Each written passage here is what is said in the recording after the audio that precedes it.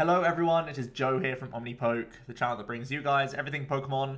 It's been a short while since I did my last news update video. Fortunately, throughout the month of February, there's been a lot of SM10 card reveals, and I've already done my own explanation of Double Blaze and what I think about those cards, so I'm not too far behind technically, but this video is going to be ranging back from the 31st of January all the way up to today, so we are up to date. So, within this time period, we have had a lot of news outside of the SM10 stuff, and that's what we're going to be looking at today.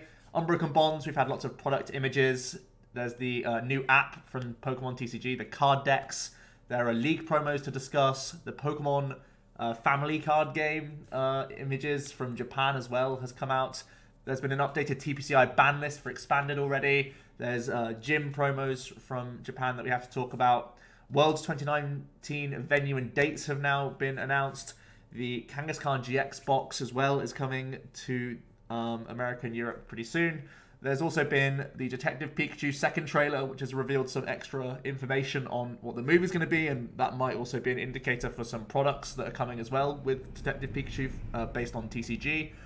The, of course, new generation has been announced, Pokemon Sword and Shield, and all the add-ons to that we have to discuss today, as well as another movie revealed. The Mewtwo Strikes Back Evolutions trailer from Japan has come out, and there's a lot of interesting stuff to discuss there. So, I'm going to try and keep things brief. Obviously, this is a big period of time, basically like a full month, so I'm going to try and zip through these as quickly as possible. Starting off with the Unbroken Bonds product images. On January 31st, we saw the Elite Trainer box and the little thing here with the Reshiram and Charizard.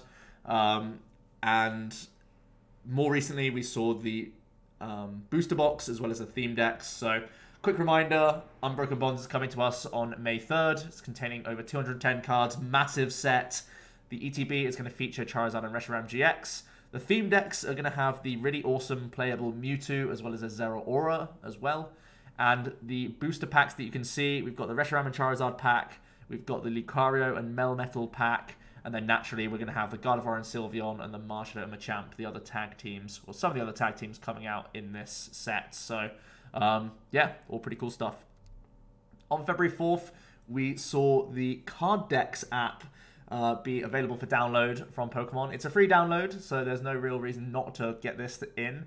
And what I really like about this app is that it only really starts with the latest set downloaded, and you can download more and more sets as you go. So if you don't want this to take up much space on your phone or your tablet or whatever, you can only have the sets that are relevant to you downloaded, and that means that you can have the full archive of stuff if you want to, but if you only need one or two sets, it's not going to take up much room on your phone or whatever.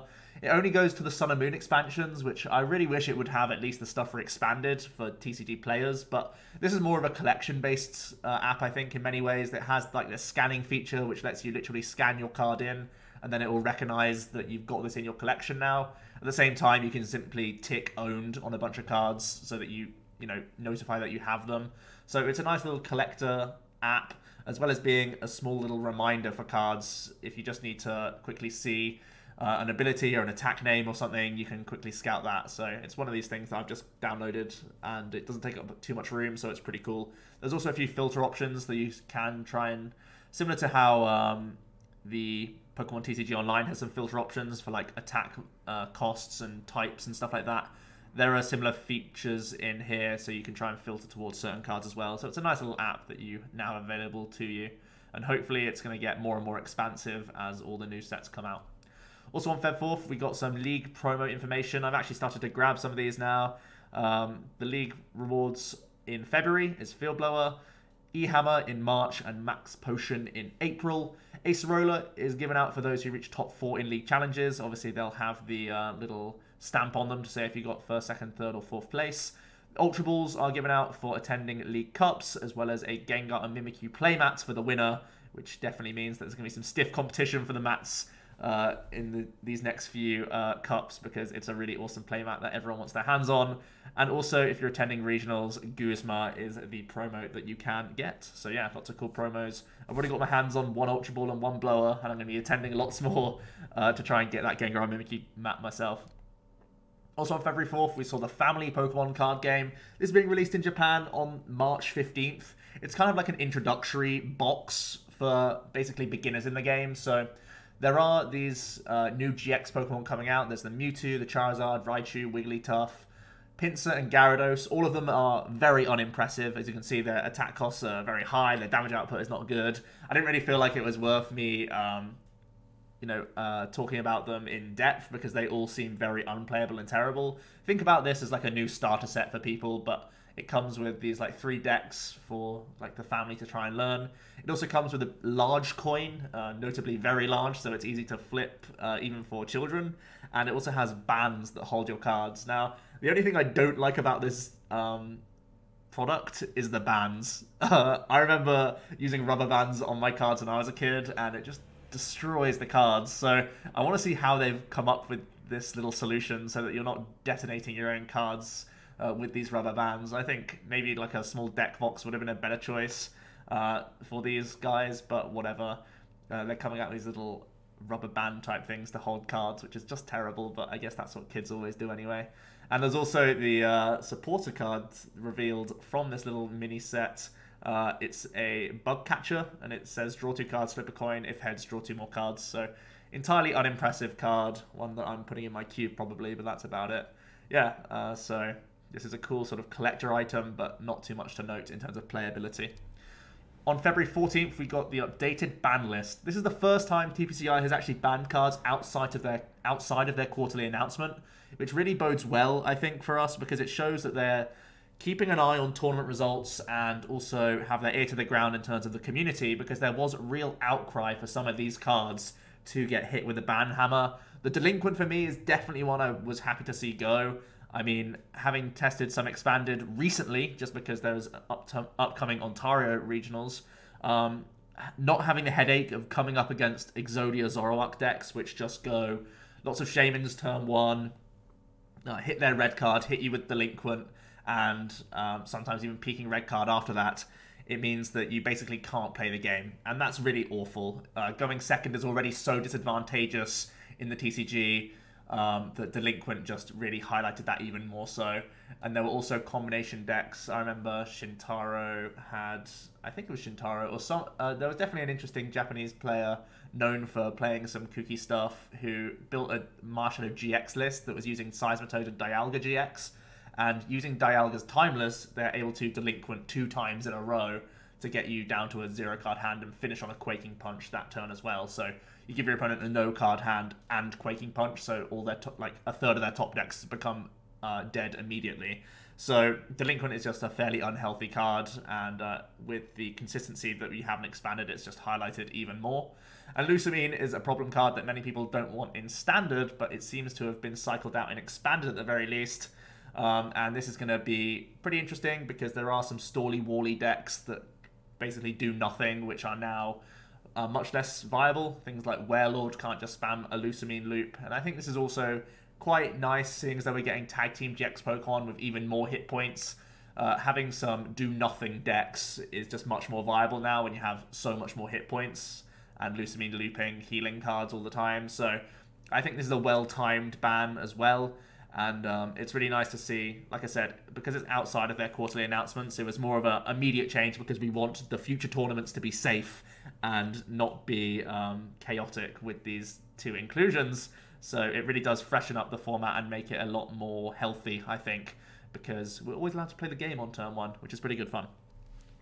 On Feb 21st, we saw some Japanese promos for the gym tournaments. So participants of this do receive a little booster containing one of these promos. Some of them are alternate artworks of SM10 cards. I think the Torracat and the Murkrow are, from what I can tell. Maybe even the Riolu is as well. But there's also a Blaine's, I think it's a Blaine's quiz card. It's definitely a throwback to an old Blaine's quiz card.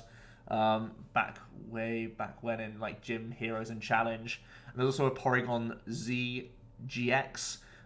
It has a really fun GX attack that lets you search your deck and discard 10 cards from it for a colorless.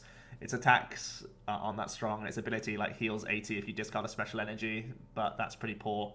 And the Blaine's card is more sort of flavorful than playable, so none of these have too much playability aspect to them, but these are just the promos that you can receive if you're in Japanese gym tournaments and stuff for collectors as well. So, also on Feb 21st, we heard from Pokemon Japan. So, not TPCI, but Pokemon Japan announced that it's going to be in the Walter E. Washington Convention Center, basically the same venue as the Worlds 2014. And it's going to be held over the 16th and 18th of August. So that's when Worlds is. That's where it's going to be. Start looking at flights and start looking at hotels and apartments now and all that good stuff. You can get ahead and try and get some good deals. Awesome to see that we have this information very early. I must note that it has not been officially announced by TPCI just yet, just Pokemon Japan. So if you want to hold off for the official release, you can, but it's pretty safe to say it's going to be in this convention center, so you can start looking at places at the very least for booking Worlds. Have fun. On 24th of Feb, we saw the Kangaskhan GX Box get announced. It's going to be released on the 7th of June for us, retailing at about $20. It's going to feature the regular stuff of a normal promo, a jumbo promo, 4 boosters, and a code card.